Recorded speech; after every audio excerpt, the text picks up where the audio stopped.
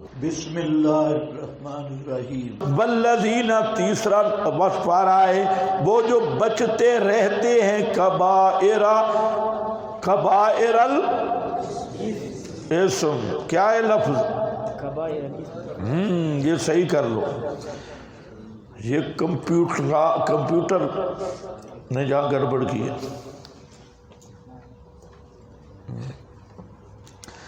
کبائر الاسم بچتے رہتے ہیں بڑے بڑے گناہوں سے، والفواحش اور بے حیائی کے کاموں سے، والفواحش اور بے حیائی کے کاموں سے۔ کتنے اوصاف آگے؟ بولو بولو، وقفہ اوپر چلا جائے گا۔ والفواحش اور بے حیائی کے کاموں سے، وَإِذَا مَا غَضِبُوا نمبر 4، اور جب انہیں غصہ آتا ہے، ہم یغفرون پس وہ معاف کر دیتے ہیں، والذین نمبر 5 وہی لوگ ہیں استجابوا لربہم جو بات مانتے ہیں اپنے رب کی، اجابت کرتے ہیں اپنے رب کی، حکم مانتے ہیں اپنے رب کا۔ اور نمبر 6 وَأَقَامُوا الصَّلَاةَ اور قائم رکھتے ہیں نماز کو۔ اور نمبر 7 وَأَمْرُهُمْ شُورَى بَيْنَهُمْ اور معاملہ ان کا آپس کا شورا بینہم باہمی مشاورت سے طے ہوتا ہے۔ وَمِمَّا اور نمبر 8 اور کچھ اس سے کہ ہم نے ان کو رزق دیا، يُنْفِقُونَ خرچ کرتے رہتے ہیں۔ اور نمبر 9 وَالَّذِينَ إِذَا أَصَابَهُمُ الْبَغْيُ وہ لوگ جب پوٹتی ہے انہیں بغاوت اور زیادتی، ہم ينتصرون وہ بدلہ لیتے ہیں۔ جزاء سیئۃ بدلہ برائی کا، سیئۃ برائی ہے مثل اس کے، فمن عفا جس انسان نے معاف کر دیا، وَأَصْلَحَ اور اصلاح کر لی یا صلح کر لی، فَأَجْرُهُ عَلَى اللَّهِ پس اجر اس کا اوپر اللہ کے ہے، اِنَّهُ بے شک وہ اللہ نہیں محبت کرتا ظالموں سے۔ کتنے اوصاف آگے؟ 9 وَأَبْقَى لِلَّذِينَ آمَنُوا آخرت جو ہے، آخرت کے انعامات وہ بہتر بھی ہیں اور ابقا بھی ہیں، لیکن ملیں گے کس کو؟ پہلی صفت ایمان ہے، اور ایمان صرف دعویٰ ایمان کا نہیں، لغوی ایمان نہیں، اللہ کے ہاں جو ایمان مقبول ہے وہ ایمان الذین آمنوا ولم یلبسوا ایمانہم بظلم، وہ ایمان ان کو فرمایا گیا الذین آمنوا ولم یلبسوا۔ نکالو آیت نکالو۔ اولئک لہم الامن، اونچا بولو نا بھائی، اونچا بولو، اس کو تھوڑا ہلاؤ بھائی، 261 تھوڑا ہلاؤ۔ 261 یہ صفحہ نمبر 261 الذین آمنوا ولم یلبسوا ایمانہم بظلم اولئک لہم الامن وہم مہتدون۔ اس کو فوجی حضرات بہت پڑھتے ہیں اور ظلم سے مراد اور لیتے ہیں، نواز شریف نے جو پیسے چوری کیے۔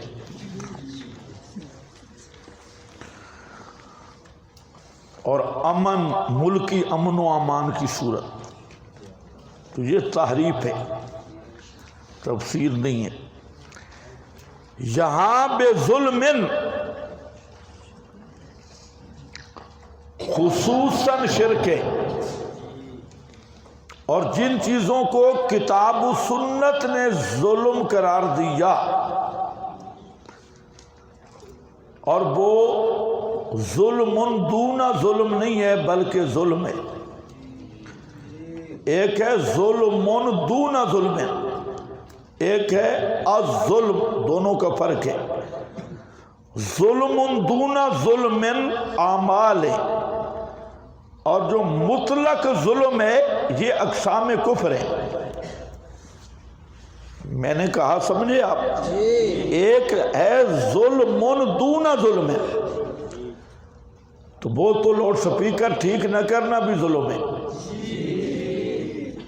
یہ ظلم دون ظلم ہے۔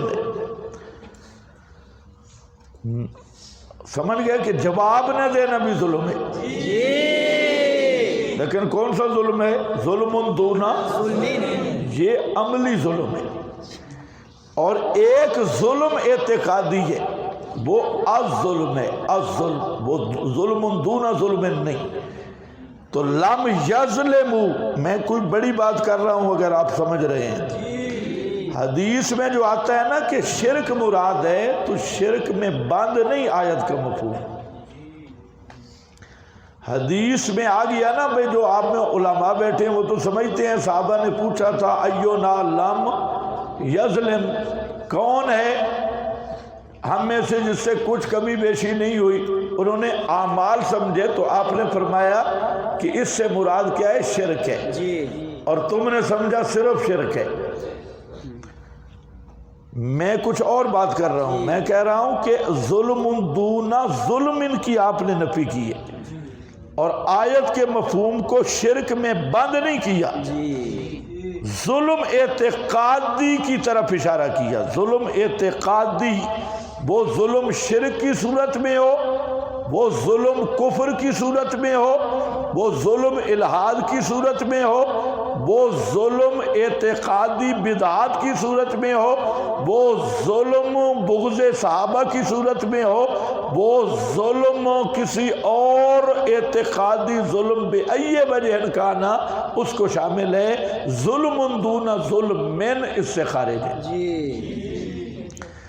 حدیث کا بھی یہی مطلب ہے، قرآن کا بھی یہی مطلب ہے۔ اگر آپ سمجھ گئے تو اچھا، فَبِهَا، نہیں تو فَبِهُ تو ہے ہی۔ اور یہ جو امن ہے نا، یہ امن پاکستانی سرحدوں کا نہیں ہے، امن امان کی صورت قائم ہو جائے گی۔ یہ امن امان ادھر کا نہیں، یہ آخرت کی بات ہو رہی ہے۔ امن امان اور دنیا میں محتدون، یہی ہدایت یافتہ ہیں۔ تو اس لیے میں نے کہا کہ ایمان، ہر ایمان قبول نہیں ہے۔ ٹرمپ بھی کہتا ہے میں ایمان سے بات کر رہا ہوں، مودی نے داڑھی بھی رکھی ہے اور کہتا ہے کہ مودی بھی کہتا ہے ایمانداری سے بات کر رہا ہوں۔ بے ایمان سے بے ایمان بندہ بھی ایمان کا دعویٰ کرتا ہے۔ ہمارے ریبنڈ والے ساتھی بھی کہتے ہیں ایمان پکا کر رہے ہیں، ایمان بنا رہے ہیں، آلو مٹروں پر ایمان پکا ہو رہا ہے، ایمان بن رہا ہے۔ وہ یہ بنے گا ہی نہیں، یہ جس سے بنا رہے ہیں ایمان نہیں بنتا۔ ایمان یا قرآن سے بنتا ہے یا جہاد سے بنتا ہے۔ ایمان بنانا ہے یا قرآن پہ پکا ہو یا سرحدوں پہ جا اور کلاشن لے۔ یہ آلو مٹر کھانا اور پھر سونا اٹھنا، تو اس سے صرف گیس بم تیار ہوتے ہیں، ایمان نہیں بنتا۔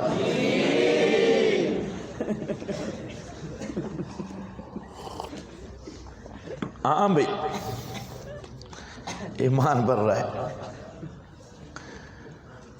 والذین یجتنبون علی ربہم میں آ گیا توکل، یعنی کمال توحید۔ علی رب میں حسر بھی آ گیا۔ ایمان توحید کا نام، اور کمال توحید یہ ہے کہ اسباب سے صرف نظر ہو جائے۔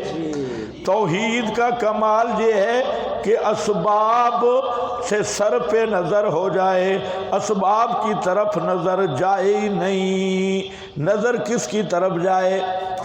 صرف اللہ کی طرف اٹھے، دل میں صرف اللہ رہے، اسباب کی طرف نظر ہی نہ اٹھے. ہمیں بھی یہ کمال حاصل کرنا چاہیے.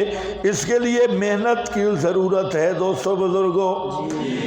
ہاں، اور اس کے لیے اسی محنت اور اسی ایمان یقین. ہمارا ایمان کیسے بنے گا؟ اسی لیے ہم قرآن پڑھ رہے ہیں. تھوڑا سا توجہ کر کے بیٹھے.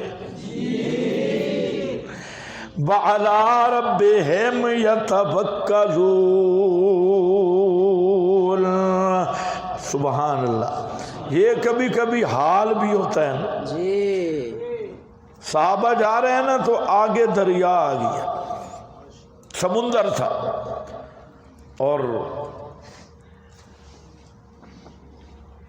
کیساریہ تھا یا کیا مجھے پورا یاد نہیں آ رہا، مدائن تھی. تو وہ جو پل تھی دریا کی، تو عیسائیوں نے پل توڑ دی، کفار نے توڑ دی، اور سامنے قلعے تھے. ان کا مقصد تھا کہ جب پل توڑ دیں گے تو یہ کئی دن تو انہیں پل بناتے گزر جائیں گے، پھر ہم اپنا ٹھکانہ بنا لیں گے. پل، وہ لشکر آ رہا تھا تو ان میں جو سالار تھا وہ، اس کے دل میں ایمان کا جوش آیا نا، دیکھا بھئی پل ٹوٹ گئی، تو اس نے کہا اللہم انا فی سبیلک. بس یہ کہہ کے اس نے گھوڑا دریا میں ڈال دیا. اس دریا کے پانی کی سطح پہ گھوڑے گزر گئے سارے. اب وہ ایک دوسرے کو کافر کہہ رہے تھے یہ جنات تھے، یہ انسان نہیں، یہ جنات تھے. سارے گھوڑے پار ہو گئے، اور پھر وہ علاقہ فتح ہوا اور صحیح مار کٹائی ہوئی. تو کبھی کبھی یہ جوش آتا ہے نا علی ربہم، یہ توکل پھر پل خود بن جاتا ہے. پل شل پھر بنانے کی ضرورت نہیں ہوتی. اور یہ کمال ہوتا ہے، یہ کمال توحید ہے. کبھی کبھی آدمی ایسے مقام پہ پہنچتا ہے نا کہ اسباب بالکل لا شے بن جاتی ہیں، اور اعتماد بالکل بلا توسط اسباب صرف اللہ پہ ہوتا ہے. جب وہ ہوتا ہے تو پھر اسباب خود بخود مسبب الاسباب ہی بنا دیتا ہے. اور خصوصاً پھر مجاہدوں. اور یہ بھی بتا دینا یہ دور کب کس کا تھا؟ حضرت معاویہ کا.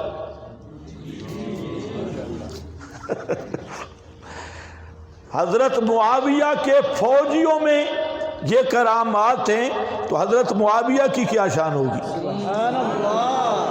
حضرت معاویہ کی فوج کی یہ کرامات ہیں، تو اس کمانڈر کی شان کیا ہوگی؟ بک بک کرتے ہیں حضرت معاویہ کو، شرم نہیں آتی. حضرت معاویہ پہ تبصرے کرتے ہیں اور اپنا نسب معلوم نہیں. یہ جو مودودی ہے جس نے حضرت معاویہ پر روافظ کے بعد تبرہ شروع کیا، آپ جانتے ہیں مودودی کون ہے؟ ڈاکٹر اسرار سے پوچھ لو. ڈاکٹر اسرار کا وہ موجود ہے کہ اس نے وجوہات بیان کیے ہیں کہ میں نے جماعت کیوں چھوڑی ہے. تو ڈاکٹر اسرار کہتا ہے کہ مودودی نے اپنے گھر میں ایک لڑکا رکھا ہوا تھا، نوجوان لڑکا، جو اس کی بیوی کے ساتھ رہتا تھا اور کچن میں کام کرتا تھا. تو ہم نے اسے کہا بھئی تیری جوان بیوی ہے، گھر ہے اور اولاد ہے، تو کوئی لڑکی رکھ لے. تو مودودی صاحب نے کہا نہیں، لڑکے ٹھیک ہے، اگر میں لڑکی رکھوں تو تم پھر کہو گے تم نے لڑکی رکھی ہے. تو انہوں نے کہا بھی تیرا کچن میں کیا کام ہے؟ تو اپنے مکتبے میں رہے، کچن میں لڑکی کام کرے گی. تو انہوں نے کہا نہیں، یہ میرا معامن ہے. جو خود اتنا بے غیرت ہو وہ صحابہ پہ بات کرے، شرم نہیں آتی؟ جو اپنی زنانی کے لیے ہیلپر رکھے ہوئے ہو اور سب کے سامنے اپنا ہیلپر زنانی کو خوش کرنے کے لیے لڑکوں کو ساتھ رکھے گھر میں، تو جو اس طرح کا دیوس اور بے غیرت ہو اسے شرم کرنی چاہیے صحابہ پر تبرہ کرنے سے۔ یہ تو مودودیوں کے گھر کی اور بات ہے، وہ میں جہاں نہیں بتاتا۔ اور ہمیشہ دشمنان صحابہ اسی طرح ہوں گے بے شک، اور دشمنان توحید، مشن توحید کے مخالف کوئی ایک بھی کردار کا صاف نہیں ہوگا جی سارے ہوں گے بعد ذالک زنیم۔ جی اے بھی گیا نے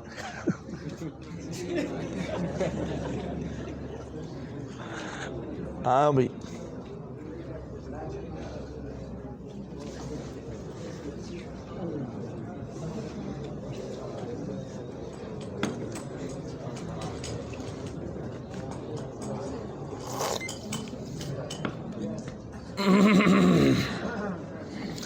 چلو بھائی، وعلی ربہم یتوکلون والذین یجتنبون کبائر الاسم۔ کبائر الاسم کیا ہے؟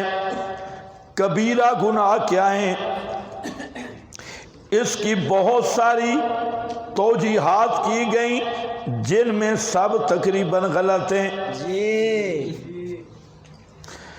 کبیرہ گناہ کی جو عام تعریفیں کی گئیں، بعض نے کہا کبائر اور صغائر کی تقسیم ہی کوئی نہیں۔ او بابا عجیب بات ہے، تقسیم ہی کوئی نہیں، کیوں نہیں؟ کہتے ہیں مالک کی نافرمانی چھوٹی بھی بڑی ہوتی ہے، ہم کہتے ہیں سوپڑ پن اپنے پاس رکھ، جی یہ تیری سوپڑ پن کی چکی ہے۔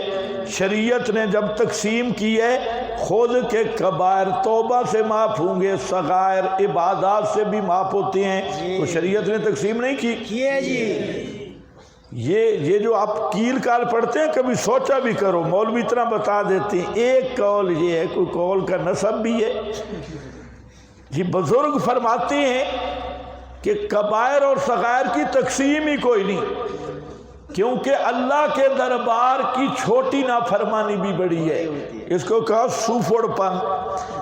جب فرق ہی نہیں تو اہل سنت کا پورا مذہب یا اہل اسلام کا پورا مذہب صغائر کبائر کی تقسیم پہ متفق ہے۔ تو صوفی کہاں سے آیا ہے؟ اور یہ اہل سنت کی بنیاد ہے کہ جو صغیرہ گناہ ہیں وہ عبادات سے، تکالیف سے، بیماریوں سے، ابھی پڑھا ہے، وہ معاف ہوتی ہیں جی اور جو کبائر ہیں وہ کس سے معاف ہوتی ہیں؟ توبہ سے۔ توبہ سے معاف ہوتی ہیں۔ تو جب تقسیم ہی نہیں ہے۔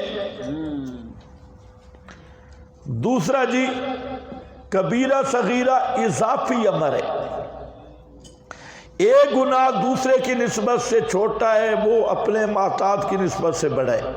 واہ واہ واہ واہ، سبحان اللہ بابا جی۔ تو پھر کوئی تعین نہ ہوئی۔ مثلا ایک آدمی نے عورت کی تکمیل کی، دوسرے نے معانقہ کیا، یا اسی خود نے پہلے تکمیل کی، پھر معانقہ کیا، پھر معانقہ کیا، اور پھر مس کیا، التقاء خطانین کیا، پھر معانقے کے ساتھ تو اب اضافی کیا بنے گا کہ عورت کو جو بوسہ دیا نا، یہ صغیرہ ہے بنسبت معانقہ کے، اور معانقہ صغیرہ ہے بنسبت مس بالفرج کے، اور مس بالفرج صغیرہ ہے بنسبت التقاء کے، اور التقاء صغیرہ ہے بنسبت انزال کے، اور انزال صغیرہ ہے بنسبت استقرار نطفہ کے۔ کیا بات ہے! تو اب چلو چھٹی ہو گئی، زنا بھی صغیرہ بن گیا۔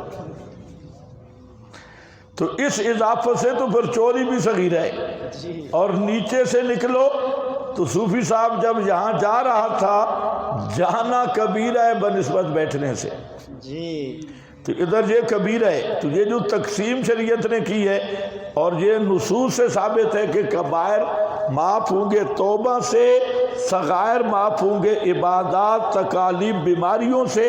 تو یہ پورا ضابطہ تیرا کدھر گیا؟ کہتے یہ بھی قول ہے، وہ بھی قول ہے۔ کیل کا ہوگا. تو اس لیے یاد رکھ لو کبائر کے بارے میں 2 قول صحیح ہے، باقی سب قابل بحث ہیں، بلکہ باقی سب ضعاف ہیں. جی. ایک قول یہ ہے کہ نبی کریم صلی اللہ علیہ وسلم نے کبائر گناہ جو گنوائے ہیں، فلاں فلاں فلاں فلاں سبعۃ، بعض میں زیادہ، تو وہ کبائر ہیں، ان کے علاوہ صغائر ہیں، کیونکہ کبیرہ اور صغیرہ کی معرفت عقل سے نہیں ہوتی، یہ توقیفی چیز ہے. تو جو چیزیں نصوص میں آ گئیں کہ یہ کبیرہ ہے وہ کبیرہ ہیں، اور جن کے بارے میں یہ تصریح نصوص میں نہیں وہ صغائر ہیں. جی. پہلا یہ قول بھی صحیح ہے، بہتر ہے. دوسرا قول جو جامع قول ہے وہ یہ ہے کہ ایک تو نصوص کے اندر موجود ہے سبعۃ من الکبائر، اور پھر اس کے 7 کبیرہ گناہ ہیں، فلاں ہیں، تو عدد معین ذکر کیا گیا. وہ اور ہر وہ گناہ جس کی قباحت منصوص کے برابر ہے. جی. ہر دوسرا گناہ اس میں نص تو نہیں، لیکن اس میں کبو اور نقصان کبیرہ منصوص کے برابر ہے. یا ہر وہ گناہ، تیسرا ہر وہ گناہ جس میں عذاب کی وعید ہے، یا حد کا حکم ہے، یا عذاب کی وعید ہے، یا لعنت کی گئی ہے. 3 چیزیں، عذاب کی وعید، یا لعنت کی گئی، یا کیا ہے حد اس کی بیان کی گئی ہے، تو وہ بھی کبائر کے ساتھ ملحق ہوں گے، ملحق بالکبائر. تو حاصل یہ نکلا کہ اصل کبیرہ گناہ وہی ہے جو نصوص میں موجود ہے، سبعۃ فلاں و فلاں و فلاں و فلاں. سمجھ گئے نا میری بات؟ حاشیے پہ لکھا ہے آپ کے پاس، فلاں فرقان پہ. اور دوسرا جن میں کبو اور جن کا نقصان ان منصوص کے برابر ہے، یا جن گناہوں پہ وعید آئی اللہ کی طرف سے، یا لعنت کی گئی ہے، یا ان کی حد آئی ہے افعال کی، تو وہ بھی اس کے ملحق بالکبائر ہوں گے. حقیقی کبائر منصوص ہیں، اور یہ 2 لینیں جو ہیں، 2 صورتیں اور یہ ان کے ساتھ لاحق ہوں گی، تو یہ کبائر ہوں گے. اور اس پر امام ذہبی رحمۃ اللہ علیہ نے کتاب لکھی ہے الکبائر. جی. نمونے کے طور پہ میں نے حاشیے پہ چند چیزیں لکھی ہیں، کیونکہ یہ بات ذرا مشکل بات ہے، لیکن خلاصہ میں نے بتا دی اگر آپ کو سمجھ آئے کہ کبیرہ گناہ کس کو کہتے ہیں.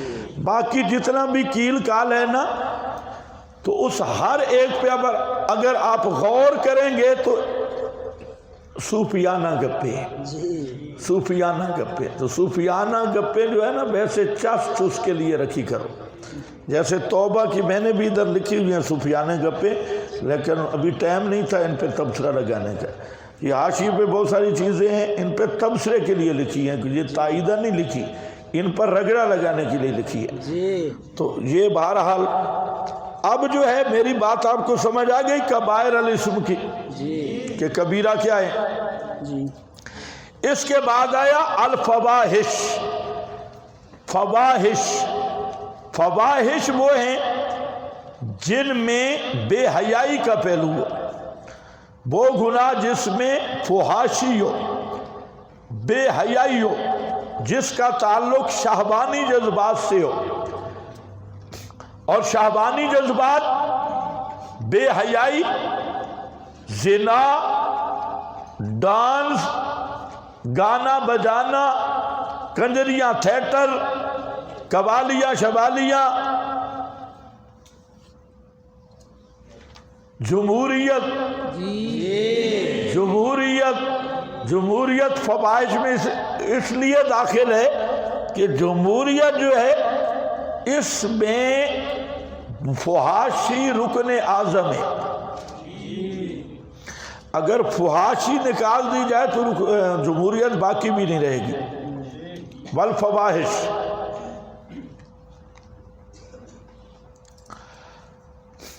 آپ کے پاس لکھا ہے کبائر الاسم ما رتب علیہ الوعید او ما یوجب الحد او کلو ما نہی اللہ تعالی عنہ، یہ اسی کے ساتھ ہے۔ والفواحش، فواحش وہ ہیں کہ جو بے حیائی ہوں، عظم قبحہ منہا، وکیل المراد بالکبائر ما یتعلق بالبدع، کبائر سے مراد بدعات ہیں اور شبہات ہیں، اور فواحش سے مراد قوت شہوانیہ ہے۔ حضرت شیخ القرآن پنج پیر رحمت اللہ علیہ وہ فرماتے ہیں کبائر سے مراد شرک اعتقادی اور شرک فعلی ہے، اور فواحش سے مراد بدعات ہے۔ تو بدعات بھی اس کا فرد ہے، ٹھیک ہے۔ علامہ آلوسی کہہ رہا ہے کہ بدعات جو ہیں وہ کبائر کا فرد ہیں۔ والفواحش وَإِذَا مَا غَضِبُوا، اگلی بات جب انہیں غصہ آتا ہے، یہ تیسرا امر آ رہا، چوتھا آ رہا ہے، چوتھی وصف ہے، جب انہیں غصہ آتا ہے۔ آپ نے توجہ کی، جب انہیں اولیاء اللہ کو غصہ آتا ہے نہیں آتا؟ آتا ہے جی۔ تم نے تو اخلاق یہ بنایا کہ غصہ آئی ہی نہیں۔ غصہ غصہ غصہ اخلاق کے خلاف ہے۔ یہاں تو غاضب معلوم ہوتا ہے اولیاء اللہ کو غصہ آتا ہے۔ اور یہ یاد رکھو، اولیاء اللہ جو کھرا بندہ ہوگا نا، خالص، اسے غصہ زیادہ آئے گا، کیونکہ وہ اندر اور باہر اور نہیں ہوتا۔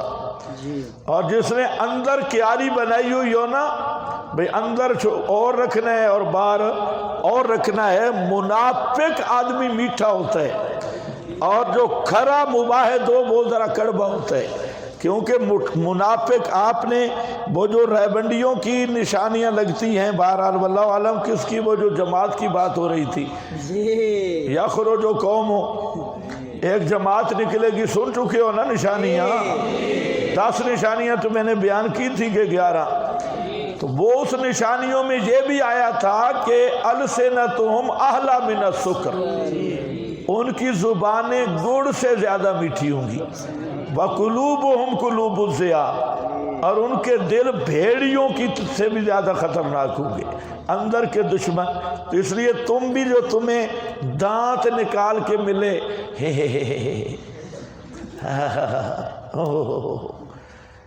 تو سمجھ لو یہ ٹھگ گئے، یہ فراڈی اور گنڈ کپ پہ، یہ کوئی کرتوت کرنے والے۔ تو غصہ غیرت ہو تو غصہ آتا ہے، غصے کا تعلق کس کے ساتھ ہے؟ غیرت کے ساتھ، اور غیرت کا تعلق کمال ایمان کے ساتھ ہے۔ جو آدمی کمال ایمان والا ہوگا اس میں غیرت ہوگی، غیرت ہوگی تو غصہ ہوگا۔ اس لیے فرمایا غاضب، سب سے زیادہ غصہ نبی پاک کو آتا تھا، پتہ ہے آپ کو، سب سے زیادہ غصہ، حتیٰ کہ جب آپ کو غصہ آتا تو آپ کا چہرہ مبارک، صحابہ بتاتے ایسا ہو جاتا جیسے کسی نے انار آپ کے چہرے پہ نچوڑ دیا، سرخ ہو جاتا تھا اور سخت غصہ آتا تھا۔ تو غصہ اخلاق کے خلاف نہیں، انسانی کمال ہے۔ بولو کیا ہے؟ انسانی کمال ہے، کیونکہ غصہ کا تعلق کس کے ساتھ ہے؟ غیر، جس آدمی میں غیرت ہوتی ہے اس کو غصہ آتا ہے، اور جو بے غیرت ہوتا ہے اسے غصہ نہیں آتا۔ ہاں، اخلاق یہ ہے کہ غضب کو شریعت کے تابع کرنا، غضب اور غصے کو شریعت کے تابع کرنا، یہ اصلاح ہے۔ اشداء علی الکفار، صحابہ کی اصلاح بیان ہو رہی ہے، اپنے غصے کے تابع نہ ہو، غصے کو قابو کرو، اور غصہ وہاں کرو جو غصے کا محل ہے، نتیجہ، ورنہ اپنے آپ کو روکو۔ یعنی غصہ کرنا کمال ہے، کمال ایمان ہے، اور غصے کو محل پہ کرنا، یہی تو وجہ ہے اگر غیرت اور غصہ نہیں ہوگا تو جہاد کرے گا؟ اسے تلوار اٹھا لی اور دانت تو گردن گئی، تو غصہ کافر پر غصہ آئے گا تو مارے گا نہ ہوئے۔ پتہ نہیں تمہیں سمجھ کیوں نہیں آتی؟ یہ صوفی بن کے مار سکتے ہوئے؟ صوفی بن کے کیسے مارے گا؟ ٹافیاں دے کے آ جائے گا، ہاں، یا مسواک اور خوشبو دے کے آئے گا۔ تو پہلے غصہ غیرت ہوگی تو غاضب یہ اخلاق کے خلاف نہیں، غصہ غاضب اس کا تعلق غیرت کے ساتھ ہے۔ ہاں بھائی، جب غصہ کریں ہم یغفرون، احسان کرتے ہیں، امر ثالث احسان کرتے ہیں، وہ معاف کر دیتے ہیں، لیکن آگے اس کی تفصیل آ رہی، یہاں اجمال ہے، ہر جگہ معاف کرنے کی بھی نہیں ہوتی۔ یغفرون آگے اس کی تشریح آئے گی، آگے والذین استجابوا لربہم، وہ لوگ جو اپنے رب کی استجابت کرتے ہیں، منزل من اللہ پہ ایمان رکھتے ہیں، باغیوں کی لکھتوں کی طرح متوجہ نہیں ہوتے۔ سیاق کی معنی یہی ہے، توحید پہ قائم رہتے ہیں، اقامت الصلاۃ کا معنی آ چکا ہے، امرہم شورا بینہم، امرہم شورا بینہم جملہ اسمیہ ذکر کیا ہے، امرہم شورا بینہم، پہلے استجابو، اقامو، غضبو، یہ سارے فعل ذکر کیے، یجتنبون، اور آگے امرہم شورا بینہم، اس کا جملہ اسمیت جملہ دوام کی طرف اشارہ کرنے کے لیے ہے، دوام و استمرار کی طرف، کہ ان کی مشاورت جاری رہتی ہے، یعنی باہمی متحد رہتے ہیں، ان کی مشاورت جاری رہتی ہے، یعنی باہمی متحد رہتے ہیں، آپس میں اتحاد ہوتا ہے، اتحاد ہوتا ہے تو مشورہ ہوتا ہے، اگر آپس میں لڑائی ہے تو پھر کون سا مشورہ ہوتا ہے؟ اس لیے کیا ہوتا ہے؟ اتحاد رکھتے ہیں۔ اور شورا بینہم، یہ میں بعد میں بات کروں گا، ابھی اتنا سمجھ لو، امرہم شورا بینہم، مشورہ غیر منصوص میں ہوتا ہے، مشورہ کس میں ہوتا ہے؟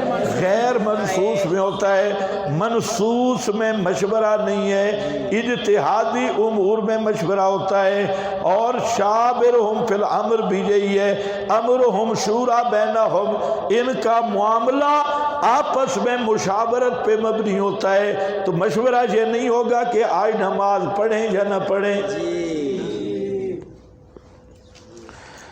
مشورہ یہ نہیں ہوتا کہ اس دفعہ رمضان کے روزے رکھیں یا نہ رکھیں، منصوص میں مشورہ کفر ہے، مشورہ وضع احکام میں کفر ہے، مشورہ کر کے احکام وضع کرنا، جیسے جمہوری نظام سوشلسٹ نظام میں ہوتا ہے، ان کی شورا کیا ہوتی ہے؟ پارلیمنٹ کا اجلاس، قومی اسمبلی کا اجلاس، قانون ساز اجلاس، قانون سازی، یہ جو مشاورت قانون سازی کی ہے یہ کفر ہے، منصوص میں مشورہ کفر ہے۔ مشورہ دو چیزوں میں ہوتا ہے، اجتہادی امور میں مشاورت اور انتظامی امور میں مشاورت۔ شریعت سازی میں مشورہ کفر ہے، منصوص میں مشورہ کفر ہے، اجتہادی امور میں مشورہ ہوگا، اجتہاد کی مشروعیت ثابت ہوئی، اور اجتہاد کو ماننا فقہی تقلید ہے۔ یہ مشورے اس لیے کرتے ہیں کہ ماننا نہیں ہے، ماننا ہے جی، مشورے ان کے ہوتے ہیں ان پہ کوئی عمل نہ کرے، اور اگر ان کے مشاورت ہوتی ہے تعمیل کے لیے تو اسی کا نام تقلید ہے۔ تقلید کے سینگ نہیں ہوتے، تقلید یہی امور اجتہادیہ پہ اعتماد ہے، فقہی تقلید یہی ہے جی۔ خیر 10-12 غیر مقلد مجھے لگ رہے ہیں آپ میں. غیر مقلد کوئی مسئلہ نہیں ہے. 2-3 تو بھاگ گئے ہیں میرا خیال. ادھر نظر نہیں آ رہے جو سوئے پڑے ہیں. آج نظر نہیں آ رہے. 2-4 غیر مقلد دوست تھے ادھر پھیلے ہوئے آگے. وہ چہرے نہیں آ رہے. چاہے یا تو پہلے مسخ تھے اب ٹھیک ہو گئے یا پھر بھاگ گئے. یہ تحقیق کرنے آتے ہیں. خالص قرآن پہچانا بہت مشکل ہے.